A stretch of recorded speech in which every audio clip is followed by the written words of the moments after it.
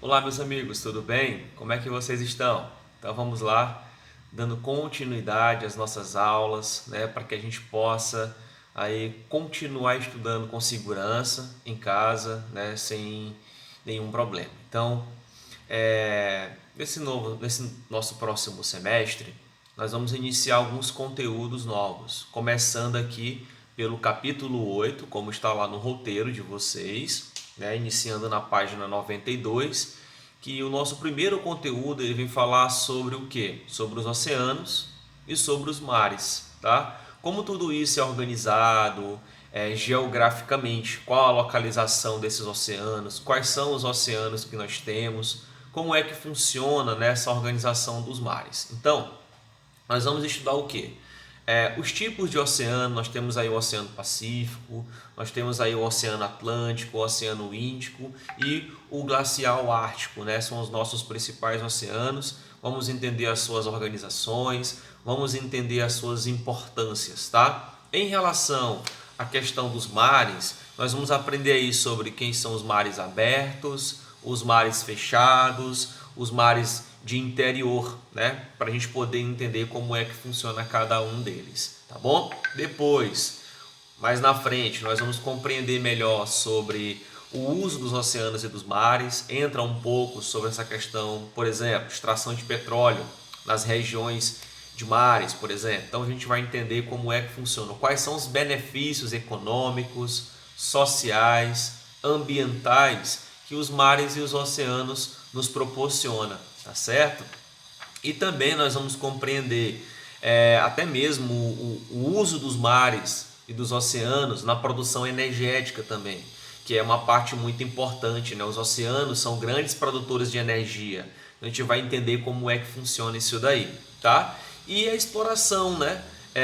E os riscos ambientais que o próprio homem, por exemplo, né, pode proporcionar, né, a questão dos mares e dos oceanos. Por exemplo, a retirada de petróleo, né, pode proporcionar problemas ambientais aos nossos recifes, ou o próprio nicho ecológico, que é isso, as espécies animais que vivem, né, e vegetais que vivem nos oceanos e nos mares, tá? Fora isso, a gente vai entender um pouco sobre a organização física também, que nós temos dentro dos mares e dos oceanos, relacionado a sistemas de vulcões, sistemas de placas tectônicas, né? Que a gente acaba tendo que entender porque isso faz parte da organização dos mares e dos oceanos, tranquilo?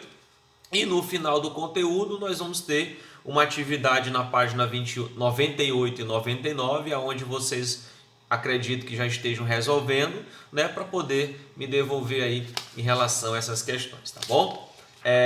Então, a partir desse momento, eu quero que vocês fiquem atentos, porque eu vou abrir agora o meu slide, né, para a gente poder continuar a aula com mais tranquilidade. Eu vou fazer algumas marcações no livro, vou mostrar o livro para vocês e a gente vai continuando aí passo a passo, tranquilo? Então espero você, fique atento, fique ligado, porque agora a gente vai abrir o livro para poder iniciar a nossa aula. Então é isso, vamos entender como se organizam os mares, como se organizam os oceanos, tá? Dentro de uma visão mundial, dentro de uma visão Brasil, tá bom? Então é isso, pessoal. Vamos lá, segura e roda aí, tá? Segura o Aqui livro. estou com o livro de vocês aberto para a gente poder entender um pouco mais sobre esse conteúdo de oceanos e mares. Inicialmente eu fiz aqui algumas marcações introdutórias, né, para a gente poder entender o que é oceano, o que é os mares. E depois a gente vai ter alguns exemplos. Veja bem, os oceanos são grandes extensões de água salgada que cobre 70% aí da superfície da Terra, envolvendo e separando os continentes. Se eu tiver que sair da América do Sul, onde fica o Brasil, e ir para a África, eu tenho que atravessar um oceano chamado de Oceano Atlântico, tá? Que é o oceano que nos banha, né? Que é o responsável por alimentar as chuvas, né? Que acaba nos beneficiando quando eu falo em relação ao Brasil ou todos os países que fazem parte das Américas, tá? Então ele tem vamos dizer assim, ele tem essa responsabilidade também de fazer as divisões dos continentes. E o outro são os mares. Os mares, diferente dos oceanos, Os mares eles ficam mais próximos ao continente. Olha só a diferença. Os oceanos eles ficam afastados dos continentes e os mares eles ficam próximos aos continentes. Ele coloca aqui, ó, são parte dos oceanos localizados próximo aos continentes ou em seu interior, tá? Os mares eles são encontrados do lado do continente ou no interior do continente. Nós vamos entender depois o que é o mar aberto, o que é o mar fechado. Aí vocês vão entender que existe mar dentro dos continentes e existe o mar fora do continente, o mar que tem ligação direta com os oceanos.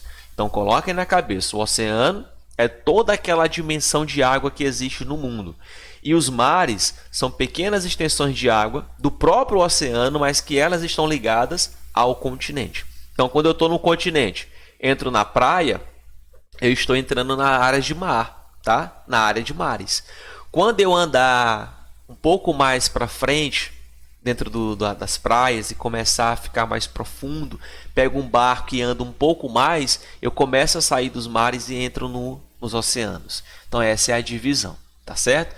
E o interessante é que ele coloca que do jeito que é no continente em relação à superfície continental, o relevo, as montanhas, as planícies, os planaltos, o fundo do mar ele também apresenta a mesma superfície. Sabiam disso? No fundo do mar nós temos também a organização da superfície. Nós temos relevo dentro do mar. E esse relevo no fundo dos oceanos, ele tem várias dominações. Nós podemos encontrar os domínios, os dorsais mesoatlânticos. Vou já mostrar para vocês aonde é que estão esses rapazes aqui. Nós temos o dorsal mesoatlântico norte, o dorsal mesoatlântico sul. Nós temos também as planícies abissais. Professor, mas o que é planície abissal? Planície abissal são consideradas as áreas mais profundas dos oceanos. Tá? Nós não encontramos planícies abissais em áreas de mares. Nós encontramos as planícies abissais em áreas oceânicas. Eu trouxe até uma imagem para vocês compreenderem melhor sobre isso daí. Olha só. Aqui eu tenho o continente, aonde nós vivemos. Claro, tem uma espécie de vulcão, mas isso aqui não está relacionado ao nosso conteúdo de hoje. Imagine aqui, ó, plataforma continental, aonde existem as moradias, residência, aonde nós moramos. Eu tenho uma área de praia, aonde nós costumamos a tomar banho. Daqui, ó, até essa parte mais elevada, eu tenho uma área de mares, que são as áreas próximas ao continente. Quando eu sair dessa área de mar, eu entro na área dos oceanos. E nos oceanos, nas partes mais profundas, eu tenho as planícies abissais. Tá? Planície, o que é o planície? É uma área plana, né? E as planícies são encontradas nos continentes também. Tá? Do mesmo modo, elas também são encontradas nas áreas de oceanos. Tá certo? Então, o fundo do oceano eles podem também ser chamados de planícies abissal. Tá? Ou planícies abissais. Então, aqui é para vocês entenderem o continente, os mares e depois as áreas mais profundas, os oceanos. Tranquilo? Então vamos voltar lá. Então as águas oceânicas estão em constante movimento por influência das rotas da rotação da Terra. Então, devido à Terra ela ter um processo de rotação, faz com que os oceanos eles estão em processo constante de movimento. Tá? Nós temos o quê? Ondas. Nós temos, por exemplo, um oceano que ele está em constante movimento. Se você colocar um barquinho dentro do oceano, você vai perceber que ele não vai ficar parado por resto da vida naquele local que você colocou. Vai chegar uma hora que ele vai se movimentar, que ele vai chegar em um continente, que ele vai chegar em uma ilha. Mas por que isso? Porque os mares eles não são parados. Eles têm uma espécie de correntes marítimas que elas estão em processo constante, em processo de movimentação constante. Por exemplo, aqui nos continentes onde moramos, nós temos os ventos, que estão em processo constante de movimentação. Toda hora está ventando. Tem hora que para, mas tem hora que está ventando. Forte ou fraco, mas está ventando. No oceano, nós temos as correntes marítimas, que a gente pode até falar assim, que são os ventos que acontecem dentro da água. Tá? Um exemplo, não é que é assim. Mas as águas estão em processo constante de movimentação. E isso faz com que altere a temperatura do oceano. Tá? O oceano pode ser mais frio, pode ser mais quente. Mas por que isso, professor? Porque nós temos correntes, veja aqui essa imagem, correntes que surgem nas regiões mais geladas ou congeladas e correntes que surgem nas regiões mais quentes do mundo. E essas correntes que surgiram nas regiões mais quentes, elas são correntes marítimas quentes. Ela leva calor, né, para os continentes e para outros lugares do mundo. E as correntes marítimas que surgem nas regiões mais frias, nas regiões polares, elas transportam água gelada. Então ela transporta frio para os continentes, tá? Então tem essa relação aí das correntes mais frias, correntes mais quentes, e que elas são responsáveis também para alterar a temperatura do local aonde nós vivemos. Já viram no jornal que existe uma corrente marítima fria que está se aproximando da região de São Paulo, por exemplo? Então essa corrente marítima fria, ela vai diminuir a temperatura de São Paulo e lá vai ficar um pouco mais frio. Do mesmo modo que uma corrente quente também pode levar calor para as regiões continentais, aumentando, elevando a temperatura de um determinado local. Estou utilizando São Paulo como exemplo, mas pode ser qualquer lugar do mundo que esteja, principalmente na região dos litorais, tá? Tem uma influência muito grande dessas correntes marítimas. Perfeito. Então vamos lá. Ele coloca também que existe uma salinidade das águas que provoca um deslocamento de massas de água nos oceanos. Isso aqui está relacionado às correntes marítimas, tá? Aí ele coloca assim, ó, que os movimentos interferem nas condições climáticas, como eu expliquei para vocês agora há pouco, de todo o mundo. Ocasiona nos continentes períodos de seca ou chuvas, né? E influencia as médias de temperatura. Então, as correntes marítimas elas são responsáveis por levar chuva, por levar seca e também por alterar a temperatura, tornando o lugar mais frio ou o lugar mais quente, tá? Período de seca é quando há uma diminuição na temperatura. As águas frias, ela leva seca, tá? Porque não vai chover, então as regiões vão ficar um pouco mais secas. Quando as correntes marítimas quentes estão mais próximas dos continentes, ela intensifica a umidade. Então, há um processo de umidade muito grande, tipo a evaporação dos mares. Então, isso sobrecarrega as nuvens, proporcionando chuvas. Então, aumenta as chuvas nessas regiões, tá? Então, as correntes marítimas elas são muito importantes para equilibrar a temperatura mundial, para equilibrar a temperatura dos continentes, juntamente com os ventos, né? E outros fatores climáticos aí que a gente já conhece, tá bom?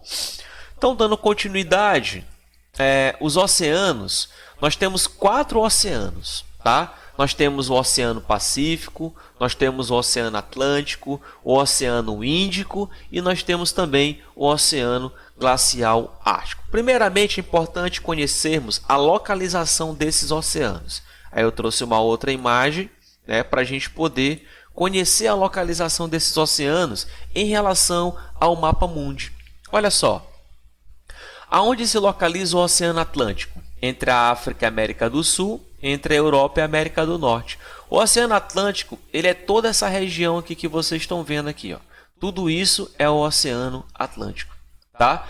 O Oceano Índico, ele está onde? Entre a África, a Oceania, a Ásia, vamos colocar aqui, tá? Nós encontramos o Oceano Índico, um oceano muito importante para essa região aqui desses 3 continentes, tá? E nós temos praticamente o maior oceano de todos, o Oceano Pacífico, tá?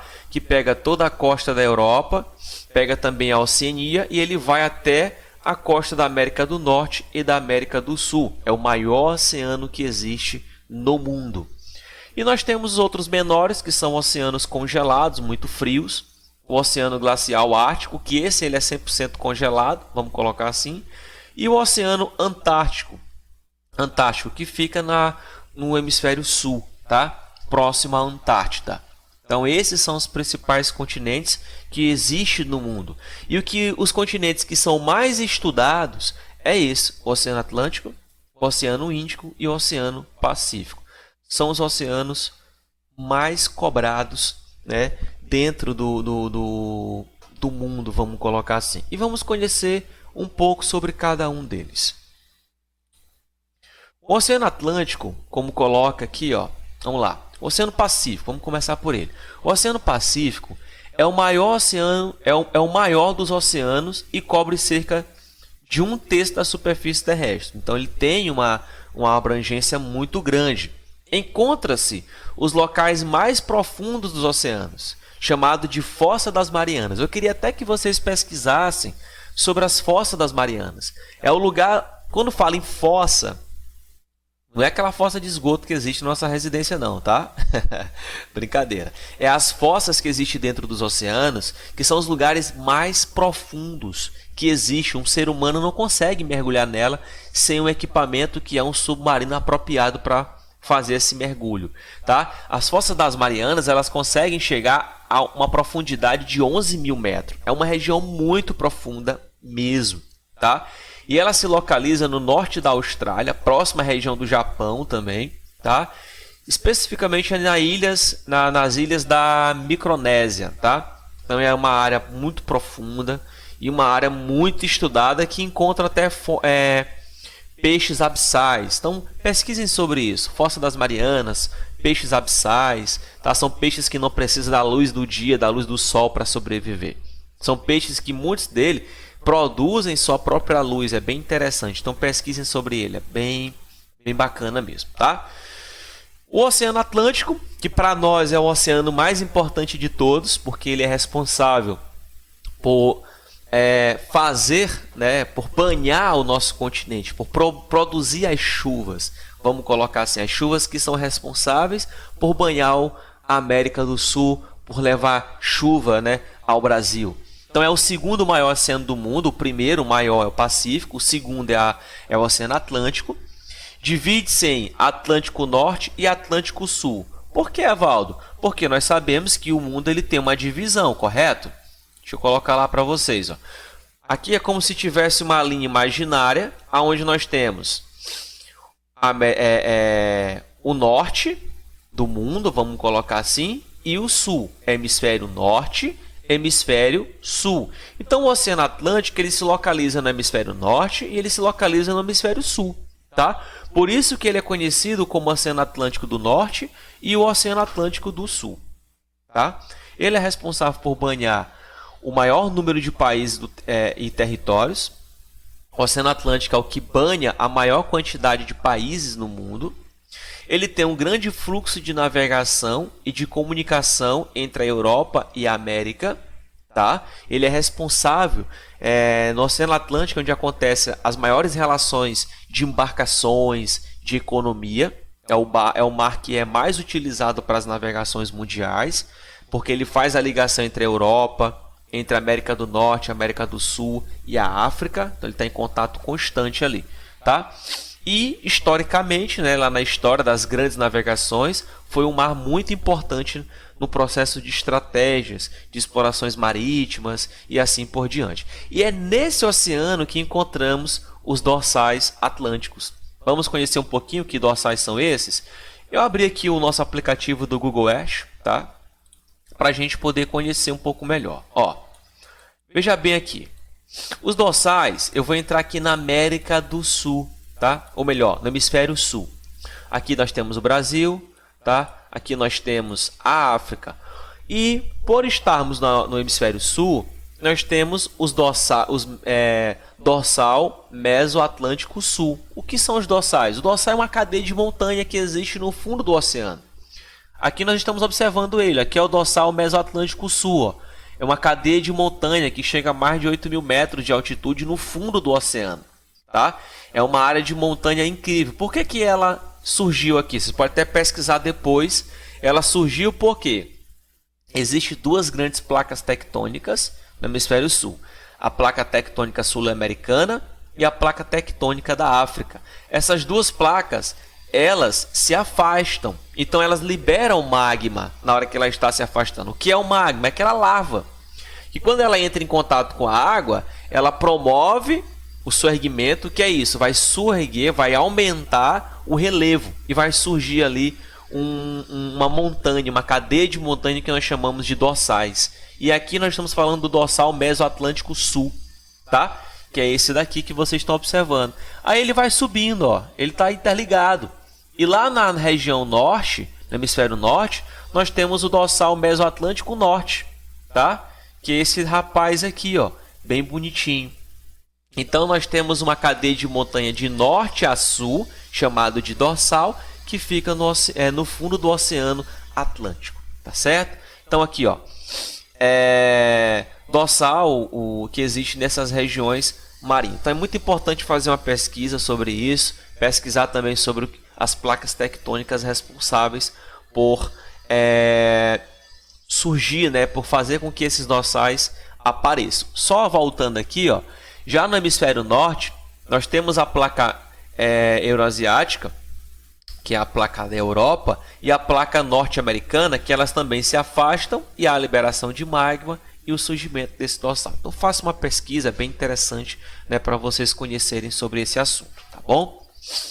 O próximo oceano é o Oceano Índico, é o terceiro maior, né, no caso é considerado entre o Oceano Atlântico e o Pacífico o menor deles três. É o terceiro maior do mundo e tem sua maior parte localizada no hemisfério sul, tá? O Índico é a rota de muitos navios que saem da Ásia rumo a outros pontos do mundo, principalmente a África e a Oceania, tá? Mais de 1 bilhão de pessoas vivem à margem dele, principalmente a Índia ali, que está ligada ao Oceano Índico, tá? As atividades se desenvolvem, né, em suas águas, como a pesca de atum e a exploração de petróleo.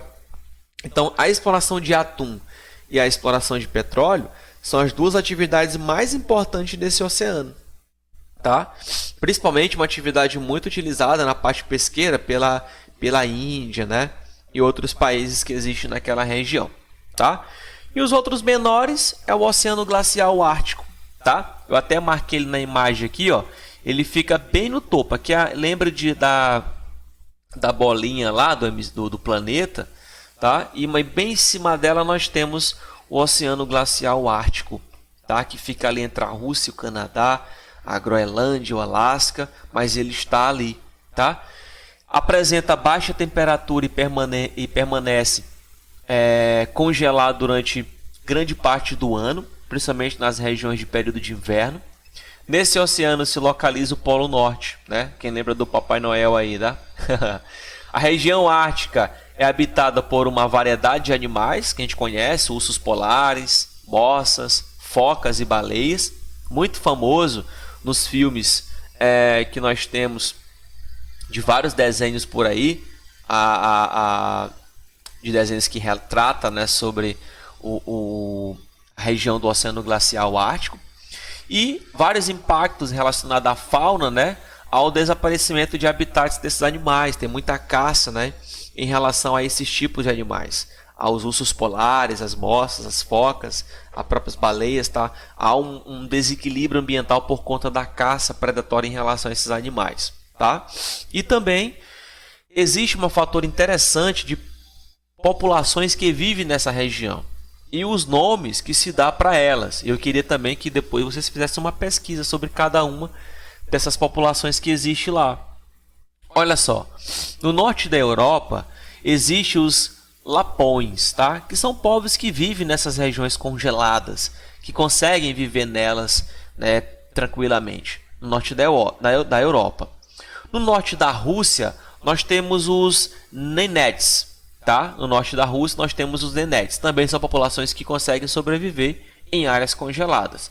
E no norte da América do Norte nós temos os povos mais famosos e mais conhecidos, né, nos livros, os famosos Inuits, tá? Os Inuits também são povos que vivem em regiões congeladas, tá? Então é importante saber que no norte da Europa nós temos os Lapões, no norte da Rússia nós temos os Nenets, e no norte da América do Sul nós temos os Inuits. São populações que vivem nessas regiões congeladas do Oceano Glacial Ártico e que sobrevivem da pesca nesses lugares, tá?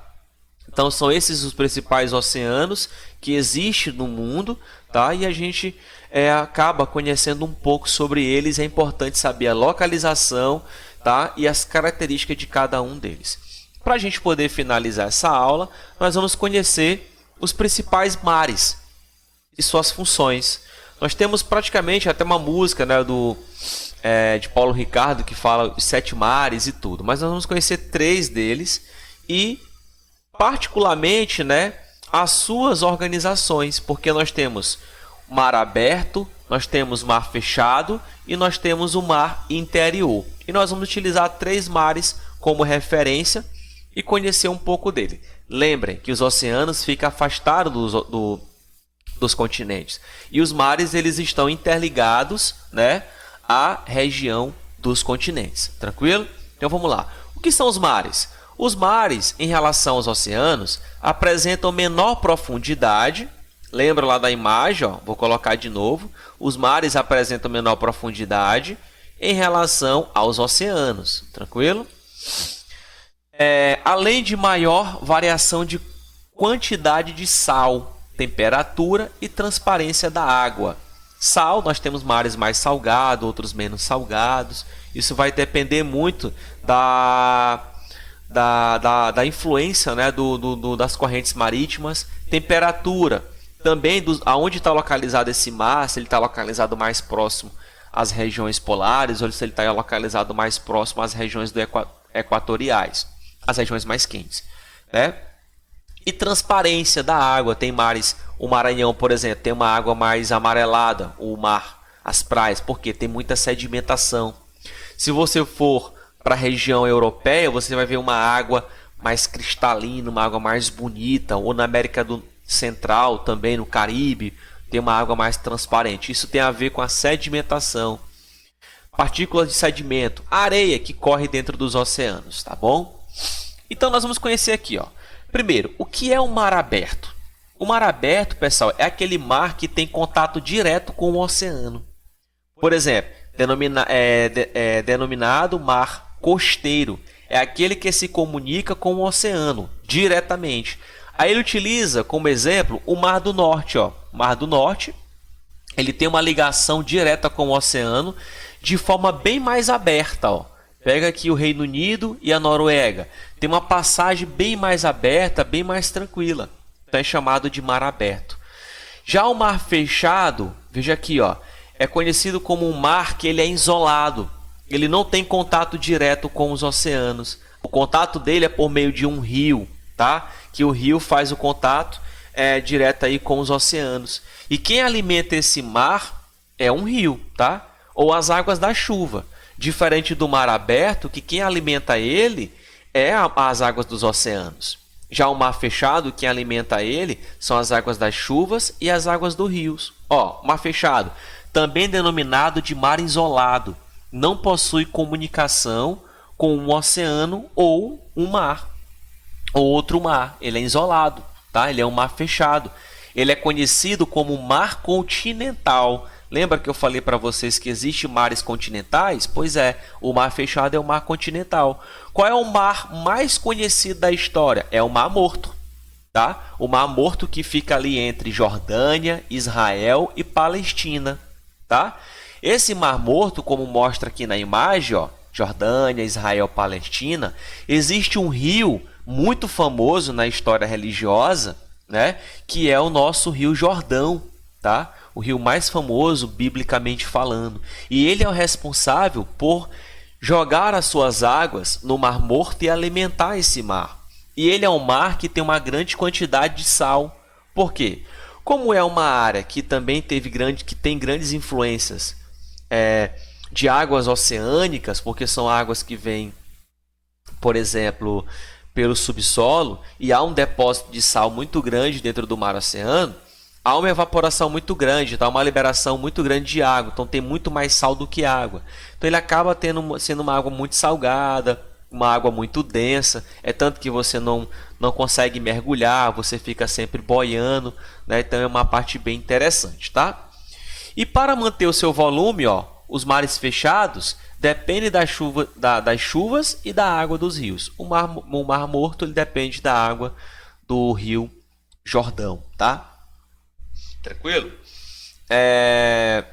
Passando um pouquinho aqui para frente, ó, tem uma parte bem interessante, porque o Mar Morto ele tem um problema ambiental muito grande. Acontece que nas suas margens há uma seca muito grande, tá? E o que que acontece? Foi que a população fez. Ela utiliza a água do Mar Mediterrâneo para fazer irrigação na agricultura. Então, devido a essa agricultura que foi desenvolvida na margem do Mar Mediterrâneo, houve uma preservação, uma conservação, e aí a partir daí o homem conseguiu diminuir a expansão da seca, né? A expansão da desertificação. Tá? Então utilizam a água do Mar Mediterrâneo para fazer irrigação. Finalizando, existe o mar interior. Tá? Esse mar interior, como eu falei para vocês agora há pouco, também denominado de mar continental, vamos colocar assim, nós temos como exemplo o mar Mediterrâneo, como vocês estão vendo aqui. A diferença é que o mar de interior ele fica dentro dos continentes, e a ligação do mar interior com o oceano é por meio de um canal. O canal mais conhecido aqui é o canal de Gibraltar. Ele fica bem aqui, ó, canal de Gibraltar. Ele é o responsável por fazer a ligação do mar Mediterrâneo com o Oceano Atlântico, o nosso oceano, tá? E ele é um mar continental, um mar interior que fica no interior do continente, tá? E que ele tem essa classificação, um mar muito importante, né, para a economia desses países, como a Europa, como o norte da África e também a região asiática, aqui, do Oriente Médio, enfim. Ele tem uma responsabilidade muito grande nessas questões aqui, tá? Então é isso, a gente vai parar por aqui e na aula 2 vocês vão entender sobre o uso dos oceanos e dos mares. Então até lá!